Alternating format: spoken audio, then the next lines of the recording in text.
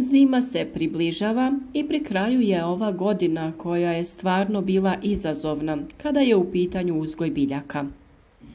Puno kiše i puno bolesti dovelo je do loše berbe, a i same biljke su nastradale ili čak potpuno uništene. Samo voćari koji ne propuštaju jesenje prskanje, zimsko i u vegetaciji mogu očekivati stabilne, redovne i kvalitetne prinose.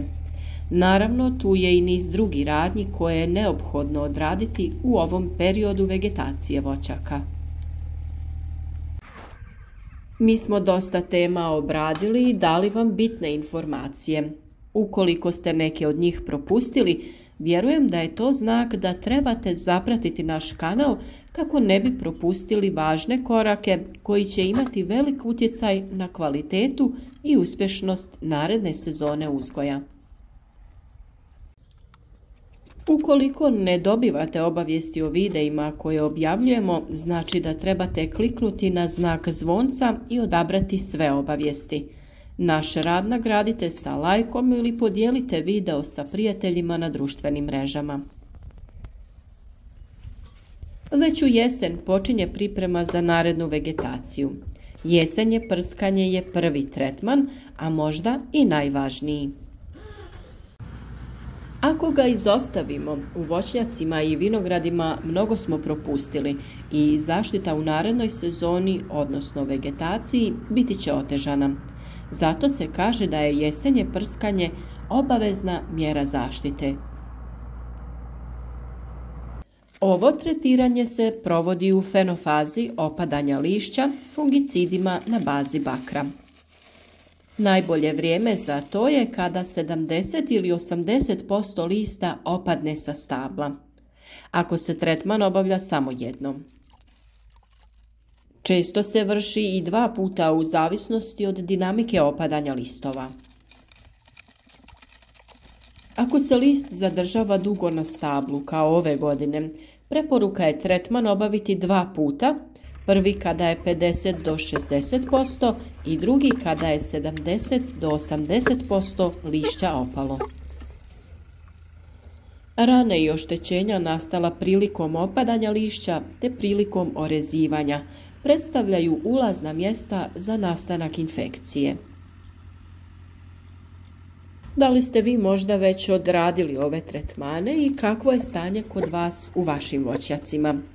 Uvijek rado čitamo o vašim iskustvima, pa nam ostavite komentar i podijelite vaš način uzgoja. Pišite i pitanja i nedoumice koje vas muče, ali svakako prvo pogledajte video do kraja jer možda dobijete odgovor baš na vaše pitanje. Velik broj uzročnika biljnih bolesti prezimljava u pukotini kore, na samoj kori, rak ranama grana i na raznim oštećenjima. Da bi se to spriječilo, primjenjuje se jesenja zaštita. Prva mjera prije tretmana fungicidnim sredstvima odnosi se na higijenu u samom voćnjaku, a ona podrazumijeva uklanjanje svih suhih grana i grana nakon orezivanja, uklanjanje opalog lišća, mumificiranih plodova na granama i pod krošnjom. Sakupljeni materijal potrebno je ukloniti i spaliti van voćnjaka. Na taj način umanjuje se prisustvo patogenih gljivica i bakterija, uzročnika biljnih oboljenja. Također potrebno je pregledati debla i ako je potrebno metalnom četkom ili posebnim strugačima sastrugati lišajeve, mahovinu i gnijezda gusjenica i ostalih prezimljujućih oblika insekata. U tom slučaju umanjujemo mogućnost prezimljavanja insekata u kori drveta. Kao što smo već pomenuli, tretman u jesenjem periodu obavlja se fungicidima na bazi bakra.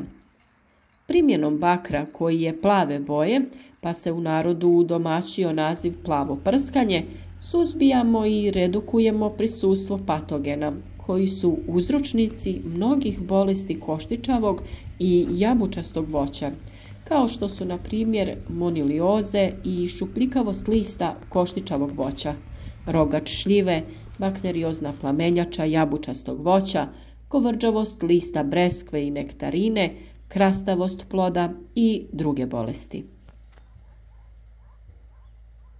Važno je napomenuti da za pojedina oboljenja jedino je adekvatno jesenje tretiranje. Ako smo ga izostavili, borba sa tom bolešću u vegetaciji gotovo je nemoguća, što je slučaj sa uzročnikom kovrđavosti lista breskve i nektarine, a patogeni navedenih bolesti prezimljavaju u krošnji voćaka, u pukotini kore, rak ranama, trulim plodovima i pupoljcima. Upravo iz tog razloga, a naročito ako je bolest bila prisutna tokom prethodne vegetacije, potrebno je tretirati voćnjak u jesen kako bi se smanjilo i potpuno uništilo prisustvo patogena pri prezimljavanju. Infekcija može započeti i ostvariti se u toku kasne jeseni i blagih zimskih mjeseci, kako se dešava posljednjih godina. Zato je prskanje potrebno obaviti na vrijeme kako bi se mogućnost za zarazu u proljeće svela na najmanju moguću mjeru. Sad kad smo riješili dilemu kada je potrebno obaviti prskanje, trebamo reći i čime i na koji način tretirati. U komentarima nam pišite sredstva koja vi koristite, a mi ćemo u nastavku reći nešto više o tome šta se sve može i kako koristiti za prskanje u ovom periodu. Preporučuje se tretiranje započeti kada temperatura nije ispod 10 do 12 stepeni Celzijusa, po mirnom i suhom vremenu bez vjetra, uz utrošak vode od 800 do 1000 litara po hektaru i uz sporije kretanje atomizera ili prskalice kako bi tečnost dospjela do svake grane i dobro prionila. Ukoliko nakon prskanja nastupi kišni period, smatra se da je tečnost caprana sa grana, pa se postupak treba ponoviti. Potrebno je kompletno stablo tretirati od krošnje do debla, tako dobro da čak tečnost kapa, što se često naziva i kupanje stabla. Ako se uoči da neki dijelovi nisu dobro zahvaćeni bakrom, tretman se može i ponoviti. Njime se osim gljivica uspješno suzbijaju i fitopatogene bakterije. S obzirom da je na tržištu mnogo preparata na bazi bakra u raznim njegovim oblicima, obavezno se treba pridržavati uputstva doza i preporuka samog proizvođača.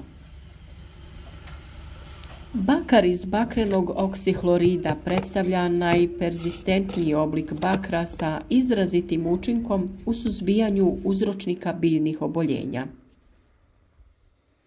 Neki od tih preparata su bakarni oksid hlorid 50 koji se koristi u koncentraciji od 0,5%, kuprozin VP35 koji se koristi u koncentraciji 0,3%, zatim Nordox, Cupra Blau Z i slični.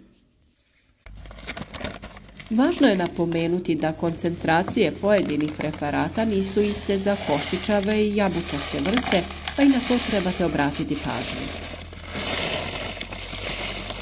Voćari mogu i sami napraviti bordovsku čorbu ili juhu, što su stariji ranije i činili. Za pripremu rastvora potrebno je u 100 litara vode dodati 2 kg plavog kamena, 0,8 kg negašenog ili 2,4 kg gašenog kreča.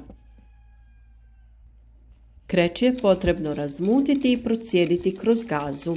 Kada se plavi kamen rastopi, sipa se u bure sa krečnim mlijekom. Također možete koristiti rastvor samo plavog kamena i vode. Kamen je svakako najbolje otopiti ranije u manjoj količini vode, pa razrijediti prije upotrebe. U svakom slučaju pripremljene otopine bakarnih preparata treba istog dana potrošiti jer se dejstvo gubi stajanjem. Samo voćari koji ne propuštaju jesenje prskanje i sva druga poput zimskog i u vegetaciji mogu očekivati stabilne, redovne i kvalitetne prinose. Nadamo se da će vam ovi savjeti biti korisni, jer ovo određuje tok naredne sezone uzgoja. Potražite i naše videe o okopavanju i prihrani te krečenju voćaka. O orezivanju određenih voćnih vrsta smo već govorili, ali u narednim danima ćemo detaljno opisati orezivanje pojedinih voćnih vrsta. Vi u svakom slučaju ostanite s nama, podijelite korisne savjete sa prijateljima na društvenim mrežama i ostavite like podrške.